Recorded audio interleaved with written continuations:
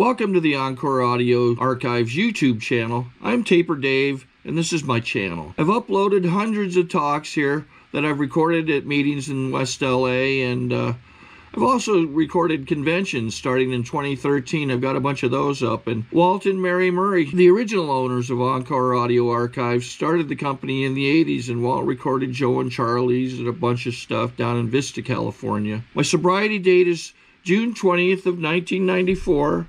I hope you find something you like, so please like and subscribe to my channel and comment down below. If you want to hear something that I don't have or that you don't see, I'll see that I get it. Anyways, take care and have a great day if you want to.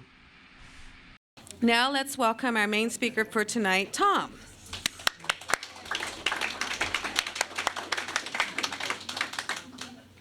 Hi, I'm Tom, and I am an alcoholic. Hi, Tom. And I'm glad to be here tonight, and I'm glad to be sober on a Sunday night, and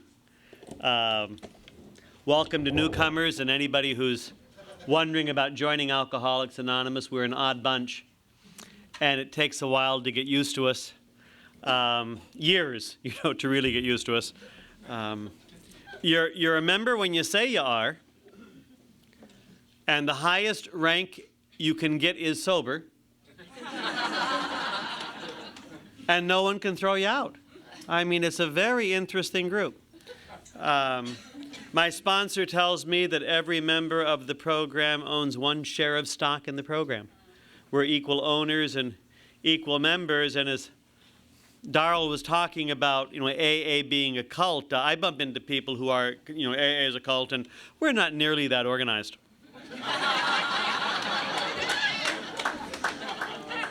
But there are some home group meetings that are, where one or two or three people claim 51% of the stock and make decisions for hundreds. That's a little scary.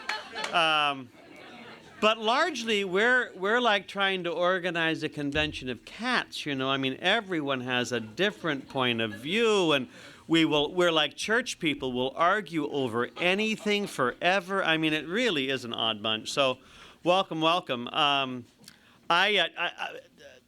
Other organizations, when they have people talk in front of a group like this, they usually get people with a lot of mental health to share.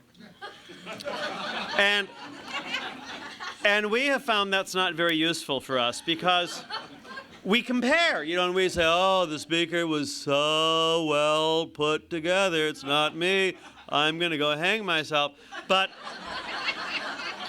if you have barely functional people sharing, who have a lot of issues, as we say in California, people say, I thought I was nuts, and then I heard the speaker, and I'm fine. So that's part of how AA works, too. And there's a zillion controversial issues, and we don't talk about those in here for the most part. We make up our own controversial issues, and we'll go. And if I say anything tonight that, you disagree with, that's okay. I don't have to leave. You don't have to leave. We don't do purges or inquisitions in Alcoholics Anonymous. And also, if I say something you disagree with, you don't have to tell me about it after the meeting. You can just work that out with your sponsor, and let me go home, please. I'm cranky and I'm old. I live in Oakland, California, and I've lived there since 1981, and I like it up there a lot. But I spent 4 sober years in Southern California, and I want to talk a little bit about that. And like the first speaker, talk a little bit about the drinking. I heard one of the wise people in AA say that if you're talking at an AA meeting, you should mention that you drank, and I think that's true. So I did drink, and I was a daily drinker, and I'm a falling down drunk, and I was a drunk driver for years and years and years. I grew up in San Jose, and I got my driver's license when I was 16, and I think I was driving drunk within 3 weeks. And that pretty much stayed true until the end of my drinking. I never killed anybody, I never hurt anybody, but the next time, There's an old-time AA speaker named Norm Alpe. He's been gone for a real long time. But he's on tape, and you can hear a lot of his stuff, and he had a lot to say, and he would talk about his life as being a matter of seconds and inches. Couple of seconds different, couple of inches different, and it would have been a real different story. And I keep that in mind with the drunk driving, because I know there were a lot of very, very close calls. And the longer I'm sober, the more terrifying the drunk driving is. I don't like driving after 10 p.m. because I know who's out there. I live in Oakland, and I was asked to speak once at a New Year's Eve AA meeting and dance, New Year's Eve, over in San Francisco. And they said, "Can you come over? And we'd really love to have you come."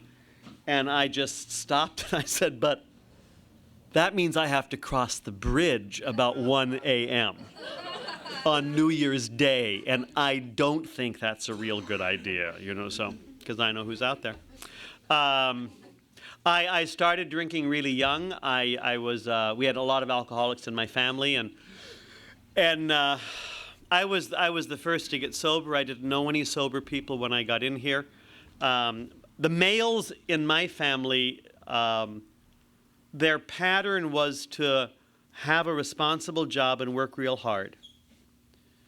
Get involved in the local schools and work real hard. Do church stuff, work real hard. Come home from all of that, drink and pass out in front of the TV.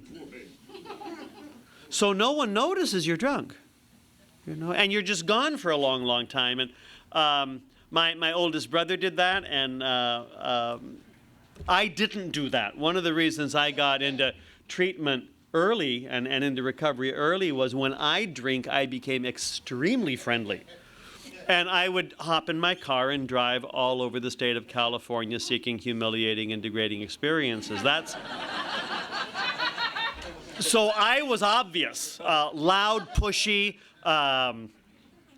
frequently aggressive. I wasn't physically violent, but I was verbally violent. And I could be charming and amusing and then have that Dr. Jekyll, Mr. Hyde switch into being abusive and sarcastic and full of ridicule. And there were a lot of people who were afraid of my big fat mouth when I started drinking. And that carried over into sobriety, I assure you.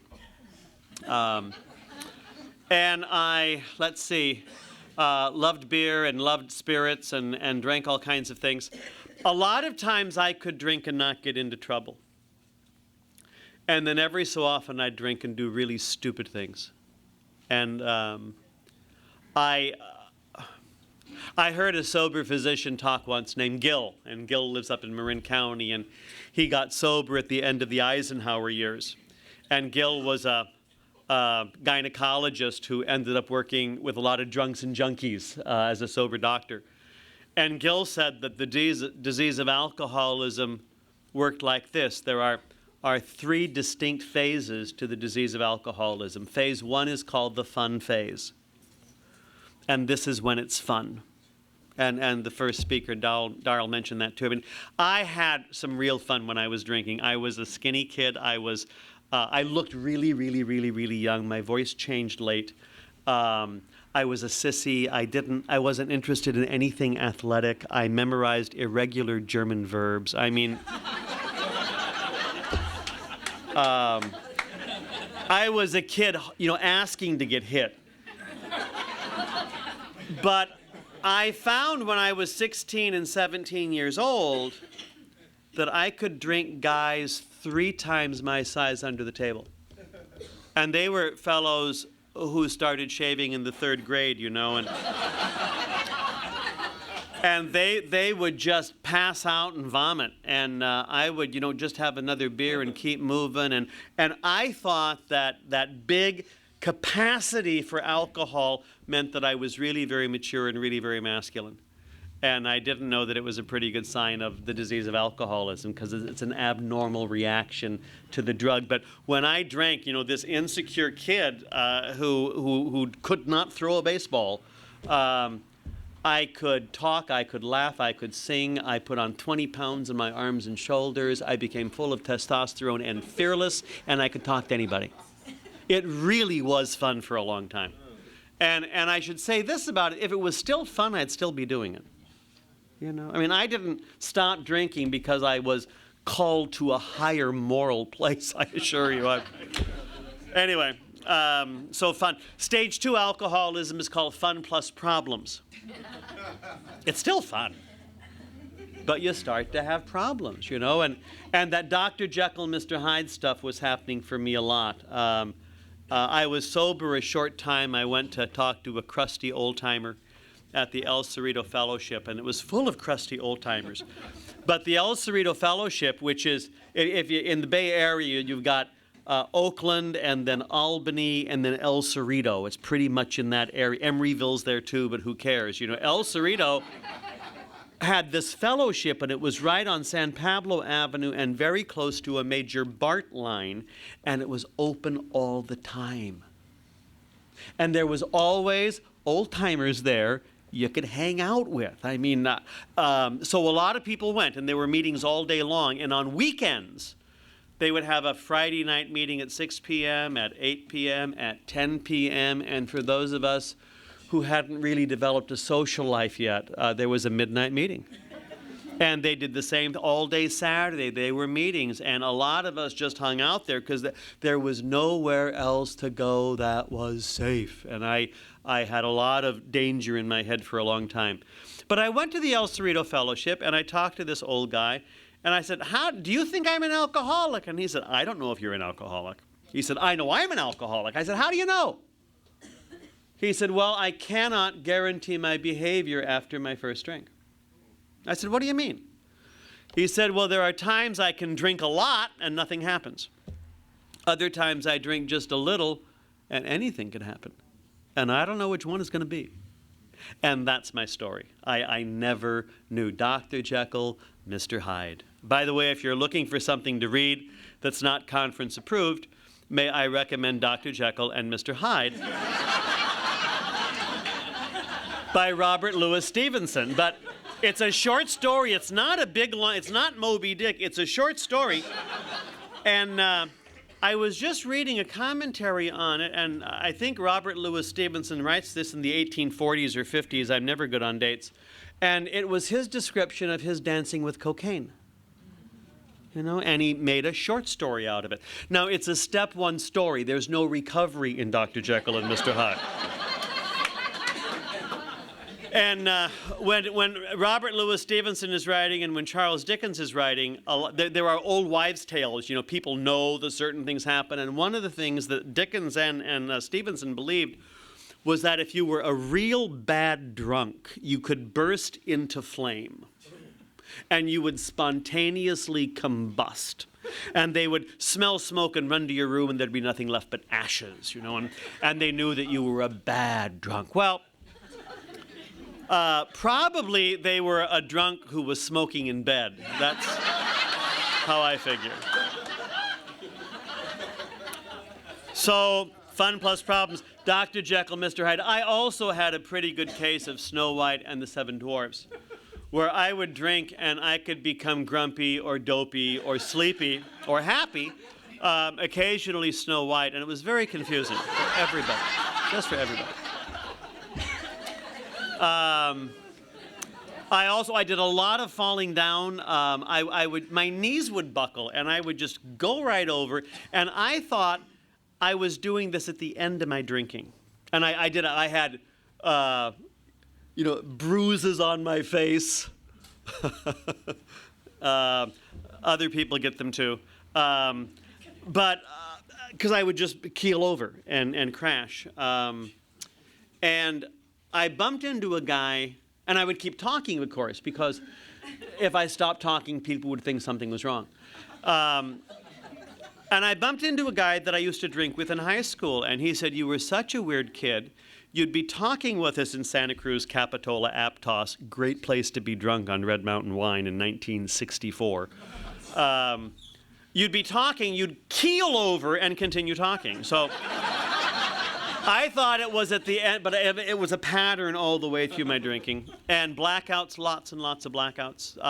Conversations I don't remember, driving I don't remember, whole relationships I don't remember.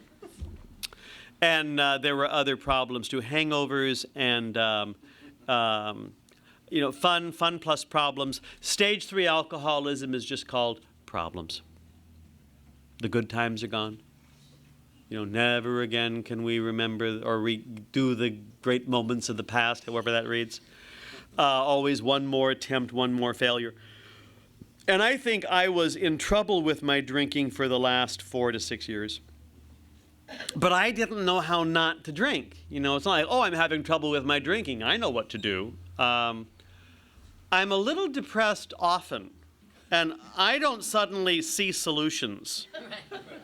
And I thought it was my fate to die drunk. I hoped it would be quick. I wouldn't have minded dying in my sleep on any number of evenings. I can remember often while drinking and sometimes in sobriety, waking up kind of disappointed that I didn't die during the night.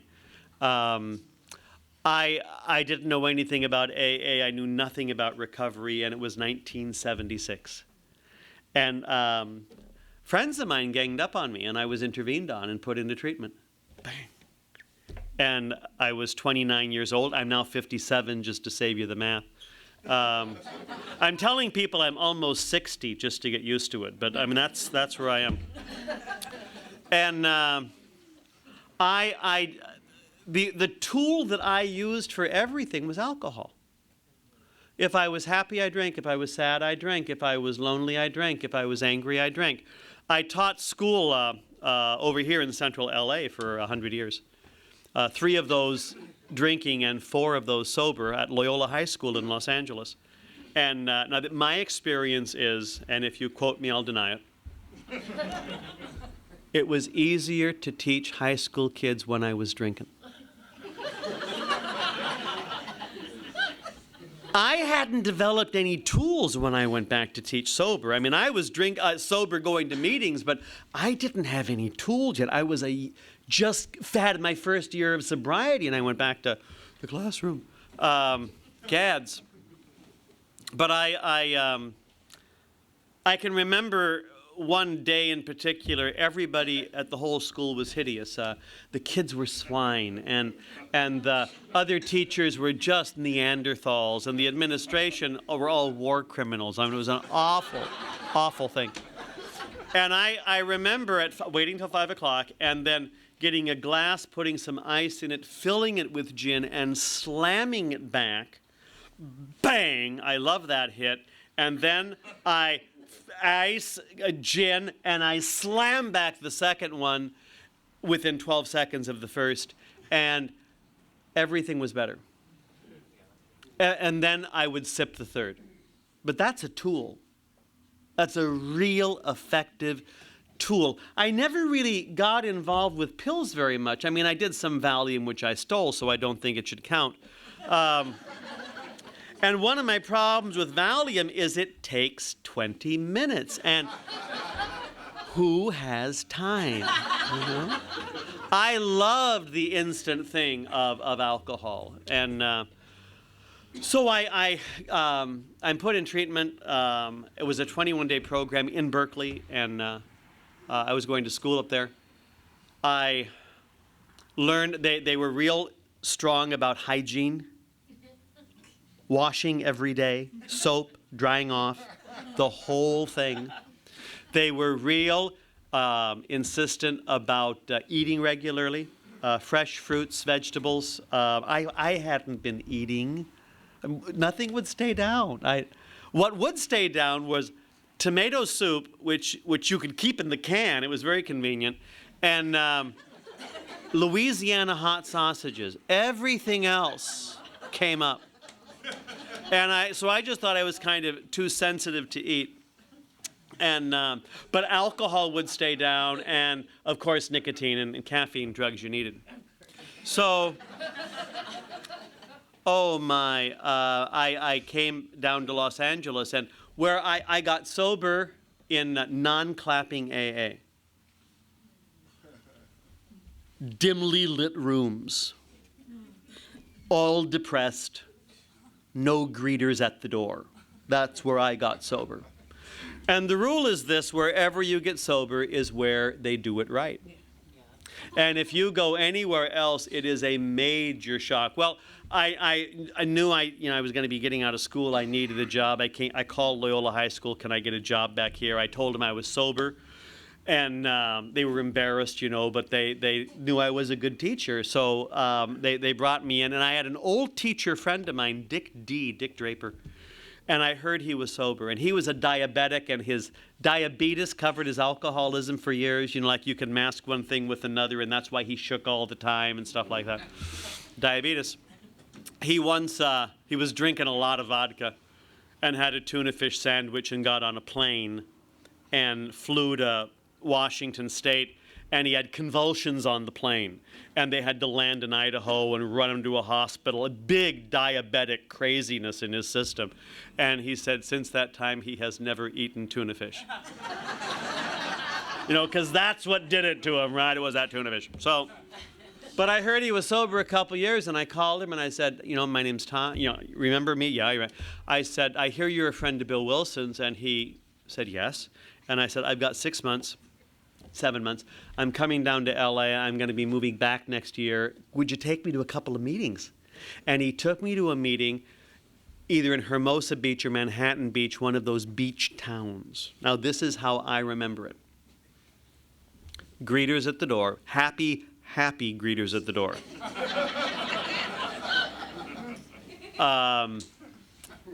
Lots of clapping for the Lord's Prayer, for any pause, clap, clap, clap, clap, clap. And I remember that a lot of the people at this meeting wore cowboy hats and would throw them in the air during the meeting. That can't be true. But Southern California meetings are so upbeat and high energy. And I did not find this attractive. And where do the depressed people sit is where I want to know.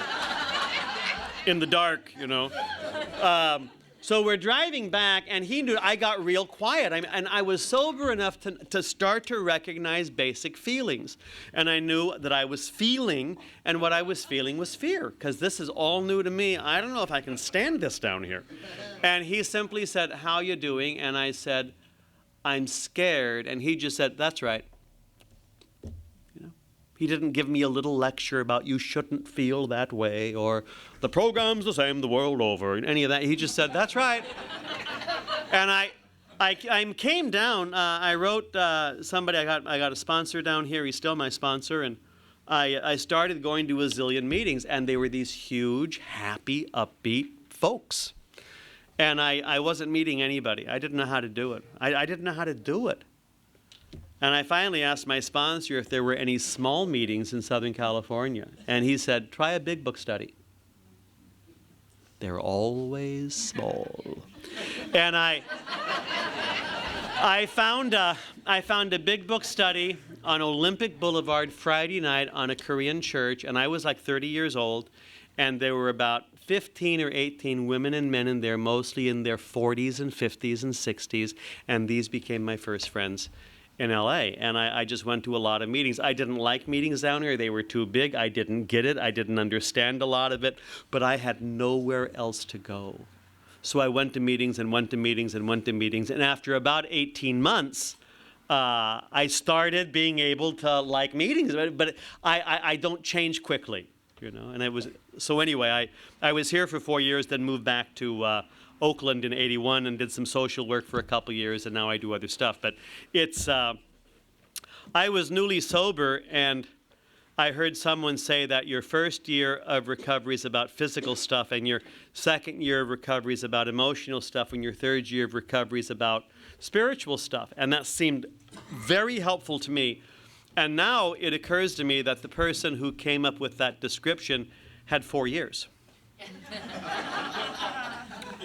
And my experience is this: the first 10 years were physical. And I pretty much regard my first 7 to 10 years in the program as real early years in the program. I'm a slow learner.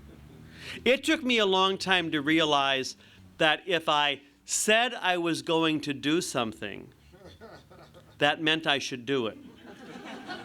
It took me years to figure that out. I thought that my intentions would be enough. Don't you know I intend to do it? Getting stuff done and learning the whole world of feelings. And I found I don't like feeling because it's not very efficient. And if I was numb all the time, I'd get a lot more done. And I'm angry about a lot of things on a regular basis, and I'll talk a little bit more about that. In Alcoholics Anonymous, I guess it's the 10th tradition, it says we don't talk about politics or sectarian religion or alcohol reform. Those are big issues out there. But let me share some experience on this. I got sober in August of '76, my first day without a bicentennial year. First day without a drink was the day that Jerry Ford was nominated for President of the United States. It was mid-August, Republican convention, August 18th. So, which meant in November there was going to be an election. So this was my first sober election. I didn't do sports, but I did politics. And I had people I hated and people I loved, and I had resentments that went way across state lines, and I kept score. I used to become drunk whenever I'd hear Lyndon Johnson speak. I'd just get drunk, and oh, God. And then Nixon made me drunk, so I was a bipartisan resenter, either one of them I hated. So it was my first election sober, and we were going to throw a big party at my house. One TV with ABC in this room, one TV with CBS in that room, and it was Ford Carter, I guess it was. Yeah, Ford Carter. And I was nuts. Screaming, yelling, shouting, screaming, yelling, shouting, screaming, yelling, shouting. We're going to win, we're going to lose. Senate race is coming in, governor race is coming in. And I was pathetic, and I couldn't talk to anybody, and I had no words other than fuck shit Bob. That was about all I could say over and over and over and over and over and over and over again, Some of us in early recovery have a very limited vocabulary, and I think we should use it, but that's what I'm just swearing and cursing. And the next morning, I woke up with my first hangover in sobriety. And it was a great surprise to me to find out that if I go nuts the night before, I can poison myself. With just the emotions and the screaming and the being on the roller coaster and acting without boundary controls. The next day, I woke up with a terrible hangover. Wow, what a surprise. So I decided to stay away from all things political. And then 4 years later, I was ready, And it was another presidential election year. And I decided that I got involved with the candidate. That's not a surprise. And I should bring literature for my candidate to meetings because surely these people would like to hear the good news, And this was going to be like at Plummer Park or something, or,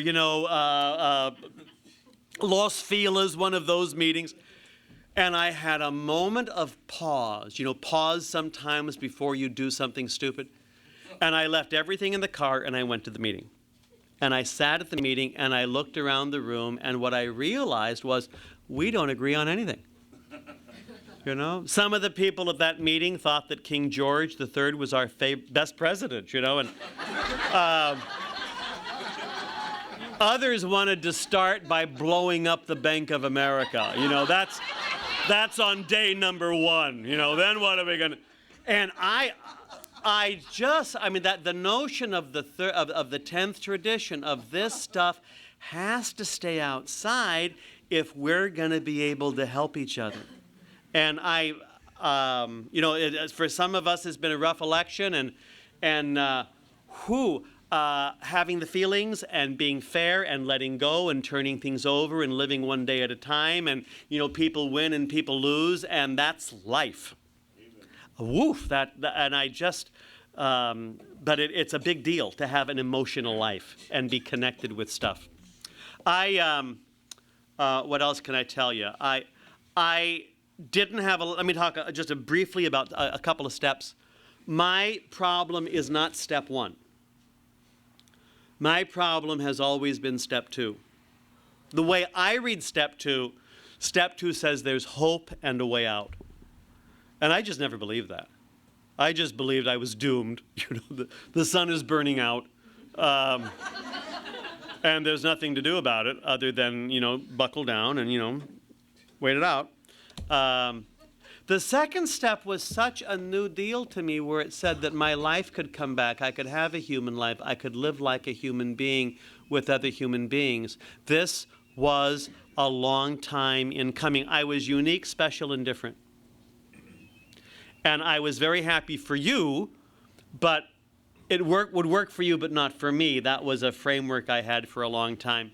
And one of the first spiritual experiences I have in recovery is I was at a meeting in Berkeley, about 7-8 months sober, and I woke up and looked around the room, kind of shocked. And I noticed for the first time that I was not the only person in the room. Because I've always been the only person, the only one that counted, And I noticed when I was 6, 7, 8 months sober, I had peers. This was a big deal for me. And it's one of the great things about my going to meetings. I go to meetings as a peer. The highest rank you get is sober. And at my home group meeting, we've got, some of us in our 20s in recovery and lots of people in their teens. And we also have people who are very brand way new. And everyone gets listened to. And sometimes those of us who are old-timers talk nonsense.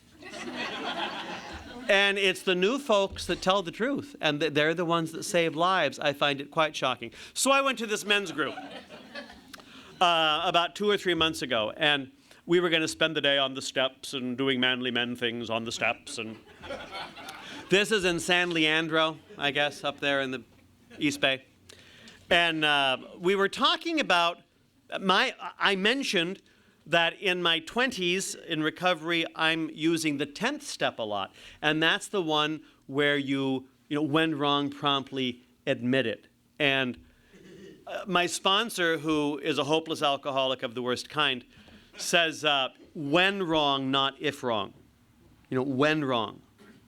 And I noticed this at 57 years old, almost 60, and 28 years of recovery. I oftentimes misunderstand things.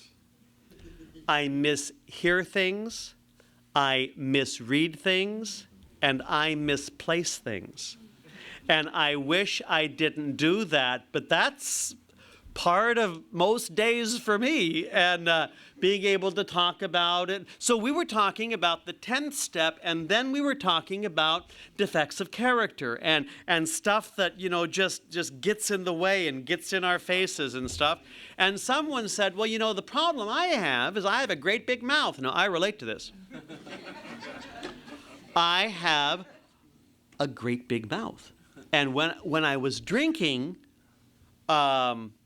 if you displeased me, I was in your face very loudly. I also have a voice that carries. And sober, that behavior continued.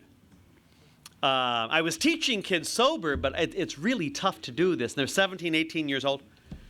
And I guess I was now 2 or 3 years sober, and they were doing a class evaluation. And one of these kids, I was teaching history. He said, the material's really interesting and I've learned a lot, comma. He said, but you have a way of making people feel real small, and I'm never taking a class from you again. Now, I knew exactly what he was talking about, and I had no idea what to do about it. But it kind of fell under the 6th and 7th step, and the line in the literature that someone pointed out to me was restraint of pen and tongue. So at the San Leandro meeting, we said, oh, I love that line, restraint of tongue and pen. I love that line. Oh, yeah, we all should keep our big fat mouth shut. And then we said, where in the big book does it talk about this? So we go looking through the big book to find restraint of pen and tongue. It's like church folks going through the Bible. Where is this? I'm sure it's here in Matthew. No, it's in Isaiah. this old guy comes in. And been around forever. And he's kind of an old shoe, you know. You don't notice him right away, but he's kind of comfortable and doesn't scare people. We said, Frank, where in the big book does it talk about restraint of pen and tongue? And he stopped, he closed his eyes, he breathed in for just a couple of breaths, and then he said, it's not in the big book. It's in the 12 and 12, page 91.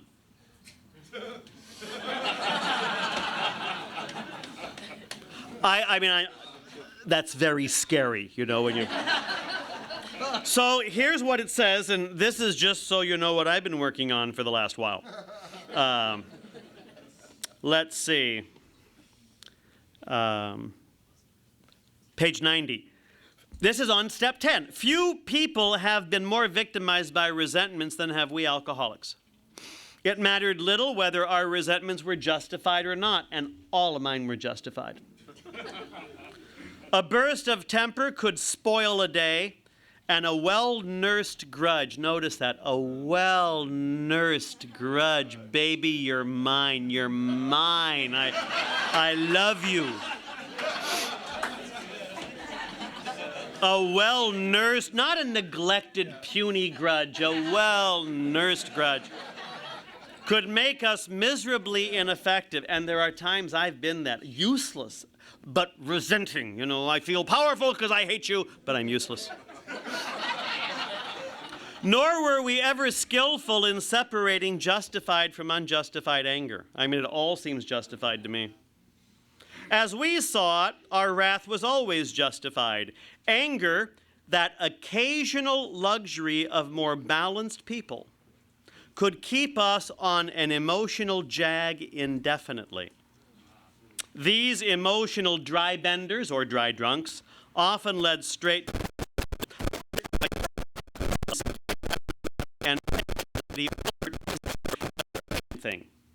As more, and then he says, in all these situations, self-restraint, honest analysis of what is involved, a willingness to admit what, and an equal willingness to forgive when the fault is. I hate that part. We need not be discouraged when we fall into the error of our old ways, for these disciplines are not easy. We shall look for progress, not for perfection. Our first objective will be the development of self-restraint. Now, one of my pals who's been sober for a while says this: each year in recovery gives us one more second of response time. Don't think, think of it. That rings true to me. So you're in your first year of recovery, something happens, and you respond instantly. Bang! You got to say something, got to do something. 10 years sober, you've got 10 seconds. And you might say or do the same thing, but you've got a chance to think about it. And at 28 seconds, that's almost enough time for me to keep my big mouth shut. It really helps. Well, shouldn't I say everything that's on my mind? Oh, no. Trust me on that one. No. We want to hear 3 to 6% of what's on your mind. No more. Our first objective will be the development of self-restraint. This carries a top priority rating. When we speak or act hastily or rashly, the ability to be fair-minded and tolerant evaporates on the spot. I've done that a zillion times.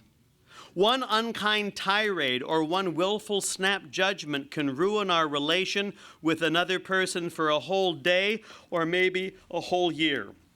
Nothing pays off like restraint of tongue and pen. And email.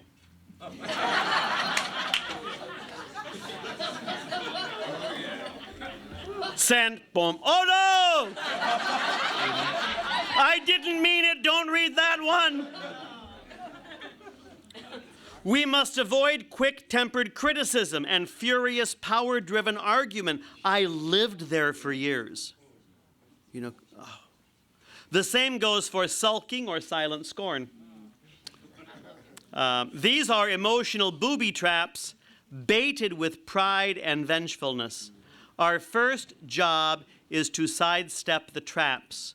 When we are tempted by the bait, we should train ourselves to step back and think, for we can neither think nor act to good purpose until the habit of self-restraint becomes automatic. I mean, that stuff is very much up for me, and I have like 2 more minutes of stuff to say, and then we can all go home. 6 weeks ago, 2 months ago, I'm driving by the Lakeshore Theater in Oakland. I've lived there for over 20 years. I know the territory. And there's a cop who lives there to ruin people's lives. There's a couple of funny roads that come in, and there's some funny angles, and you can violate like 27 traffic regulations in 2 blocks. And I know a couple of them. I never turn left there. I know this. However, I was a little late. And I had been doing good things, which I think should give me immunity. I mailed stuff in the post office. I sent stuff to people for free. I sent some money, Western Union, to help a kid in school in China. I did this. I did that. I was racking up the points of high virtue. And I decide to make a U-turn. And I do, and half a second later, he's behind me with his lights flashing.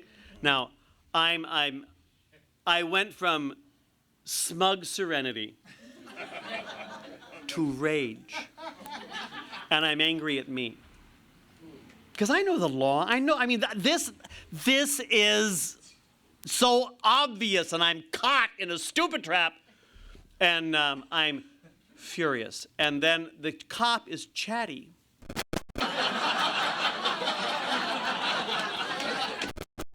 And restraint of pen and tongue. I'm so angry that I can't even say thank you, or what's the problem, officer, or how is your day, or has your wife cut you off? I mean, none of those things. None of those things. I reach over, I take out proof of insurance and whatever else is in there, and I hand it to him with my driver's license, and then he points out that if I had gone just 40 feet more, it would have been a legal turn. Restraint of pen and tongue. And then, he goes on, and I was at an AA meeting in Southeast Asia, and a woman from England was talking, and she was talking about being angry at idiots. And instead of saying that she was pissed off or, angry, she said, I was incandescent. Well, that was me. So I was angry for the next hour, and I went to my house, and then then I went to my home group meeting and relived the whole thing half a dozen times. And, but it kind of passed, and then I got the thing in the mail that tells you how much you're going to pay for this, and it was $148. And I was livid. That's when I wanted to write the cop and, protest, and the governor, I'm sure, would want to hear about this, and,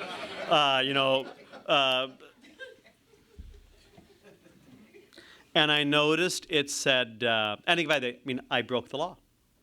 The fact is, I broke the law. And there are consequences to behavior. And it said, you can pay this online. I went online and paid the fine and let go of it.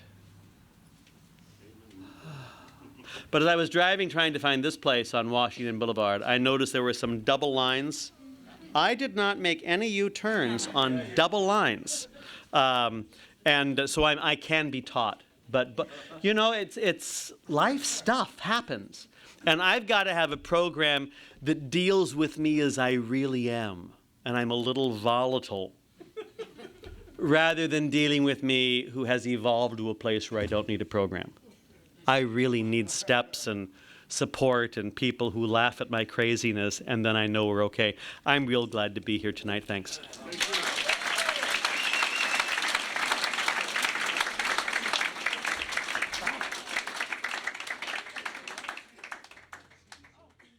think we got a great talk going on here. Thanks for watching the channel. Taper Dave here. Just curious, do you think this is better than Zoom? Okay, this is how I prepare my drone for launching. I like to do it inside the cab of my truck so I'm not standing outside in the weather. To install the joysticks for control, up and down, right and left, powered on. I have an Android phone that I use to connect it to the drone with. And it's actually controlled through the iPhone, through an app. Oops, wrong way. It's actually controlled through the iPhone, or through this Android phone, through the app. It's actually controlled through the Android phone, through an app, and you connect it through this short connection right here.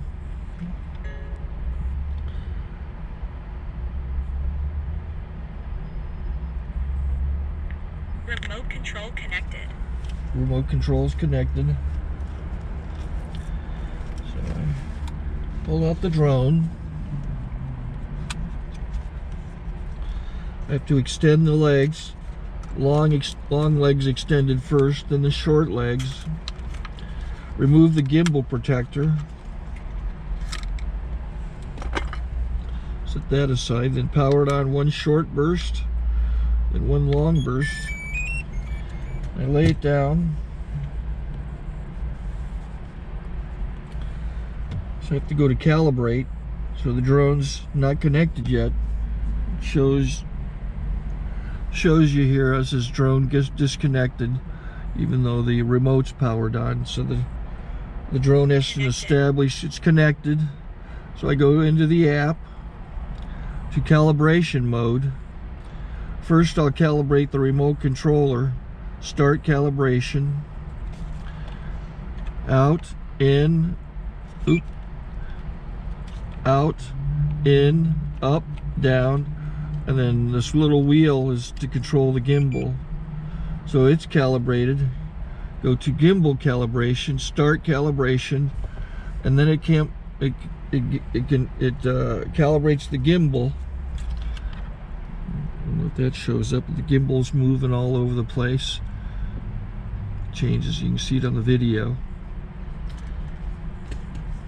And I'm calibrated to take off. It's acquired 7 satellites at the moment. There are 26 satellites up in the sky, which it has to acquire before you can take off. So it's connected.